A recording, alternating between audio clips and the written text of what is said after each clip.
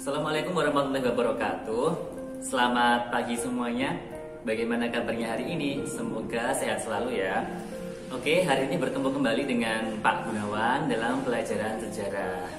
Nah, di awal video tadi anak-anak sudah melihat video tentang fakta-fakta proklamasi kemerdekaan Republik Indonesia. Nah, menurut anak-anak, bagaimana fakta-fakta itu? Keren banget bukan? Oke, pada video kali ini kita akan belajar lebih jauh tentang fakta-fakta proklamasi kemerdekaan Republik Indonesia. Jadi, seperti apa toh proklamasi kemerdekaan Republik Indonesia itu? Lalu bagaimana terjadinya peristiwa itu? Dan dampaknya apa? Akan kita pelajari dalam video kali ini.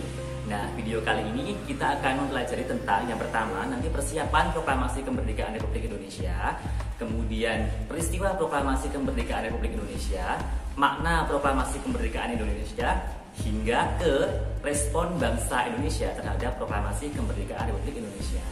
Nah, seperti apa akan kita pelajari pada video kali ini. Semangat ya! Oke, untuk yang pertama kita akan membahas tentang persiapan proklamasi kemerdekaan. Jadi, proklamasi kemerdekaan dilaksanakan, persiapannya dilaksanakan di Rumah Laksamana Maida di Jalan Imam Bonjol nomor 1 Jakarta. Nah, di sini ada beberapa tokoh-tokoh yang mempersiapkan proklamasi kemerdekaan. Di antaranya ialah Soekarno-Hatta, Ahmad Subarjo, Soekarni, Sayuti Melik, B.M. Diah, dan Sudiro. Nah, di sini tokoh Insinyur Soekarno, kemudian Mohatta dan juga Ahmad Subarjo bertugas untuk merumuskan teks proklamasi kemerdekaan. Ya, jadi ada 3 tokoh yang merumuskan proklamasi kemerdekaan. Yang pertama Soekarno. Nah, Soekarno ini mengusulkan kata proklamasi dan kata Jakarta 17.805 serta wakil-wakil bangsa Indonesia.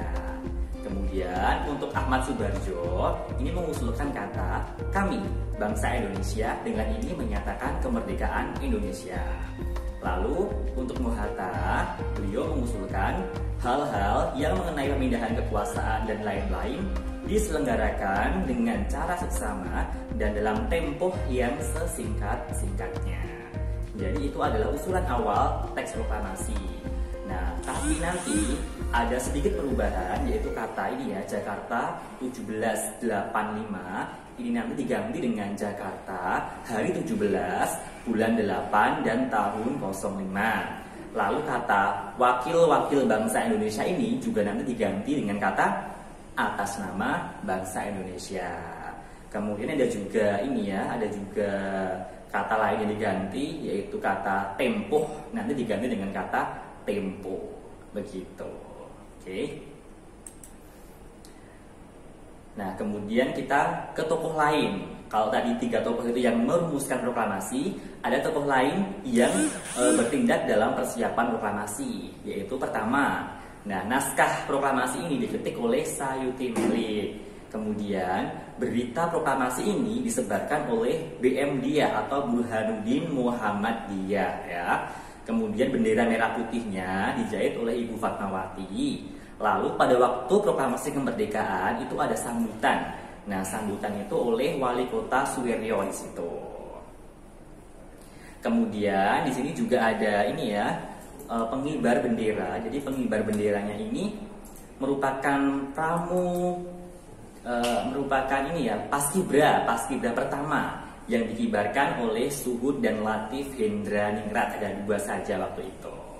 Begitu, jadi ini adalah tokoh-tokoh lain yang ikut berkecimpung dalam persiapan proklamasi kemerdekaan. Oke, selain tokoh ini mungkin anak-anak bisa menyebutkan tokoh lain yang belum tertulis. Siapa kira-kira?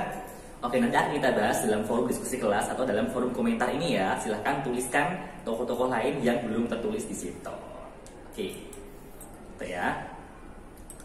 Selanjutnya ini peristiwa proklamasi kemerdekaan. Jadi proklamasi kemerdekaan ini dikumandangkan di Jalan Pegangsaan Timur nomor 56 Jakarta. Kalau sekarang ini namanya Jalan Proklamasi nomor 1 ya.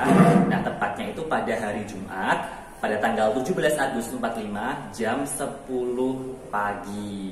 Nah, makanya pada saat ini kalau anak-anak ikut upacara di lapangan-lapangan gitu ya, atau mungkin mengikuti upacara dari ini, lihat-lihat di televisi upacara di kepresidenan, biasanya detik-detik proklamasi itu dikumandangkan pada pukul 10 pagi gitu ya. Oke, dan acaranya pada waktu itu sangat sederhana sekali ya. Jadi acaranya pada zaman itu cuma pertama pembacaan proklamasi, lalu yang kedua itu ada sambutan dari Gubernur Suweryo tadi, kemudian ada pengibaran bendera merah putih. Gitu. Hanya itu aja acaranya. Nah, setelah itu nanti ada euforia kayak penyebaran bendera proklamasi, kemudian ada peristiwa-peristiwa lain yang membuntuti di peristiwa setelah proklamasi kemerdekaan Republik Indonesia. Seperti itu. Oke. Nah, tadi kan kita udah belajar tentang peristiwa proklamasi kemerdekaan Republik Indonesia.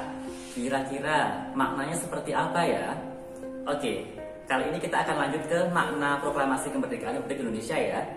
Oke, kira-kira maknanya apa sih? Jadi, makna proklamasi kemerdekaan Republik Indonesia itu yang pertama ialah sebagai tanda lepasnya bangsa Indonesia dari penjajahan bangsa asing. Tahu sendiri dong, Indonesia sudah dijajah oleh bangsa Barat maupun bangsa Jepang selama berabad-abad. Jadi, proklamasi ini sebagai tanda lepasnya bangsa Indonesia dari penjajahan bangsa asing. Yang kedua, makna proklamasi kemerdekaan ialah sebagai lahirnya negara Republik Indonesia.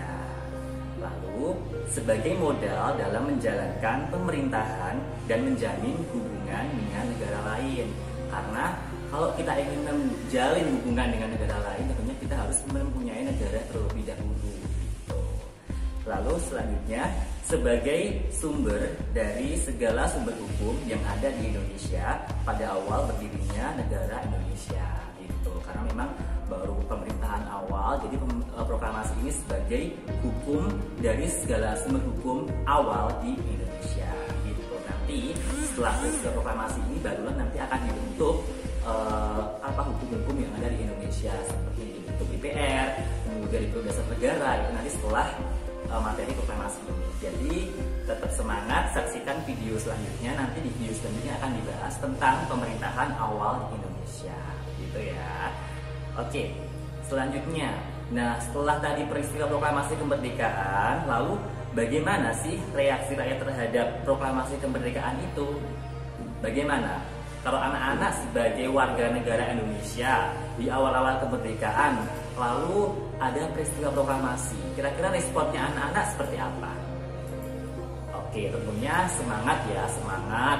Kemudian disambut dengan sukacita gitu. Termasuk zaman itu juga sama. Jadi masyarakat Indonesia setelah mereka tahu ada proklamasi kemerdekaan, tentunya mereka sangat bahagia sekali gitu. Sangat euforianya terasa sekali.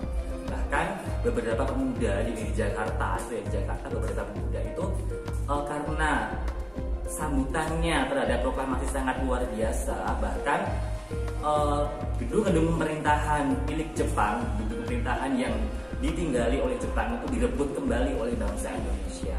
Hal serupa juga terjadi di daerah lain, di Pulau Aceh, Sulawesi, Sumatera juga seperti itu. Jadi masyarakat Indonesia mulai merebut kembali gedung-gedung pemerintahan yang dihuni oleh bangsa Jepang, begitu.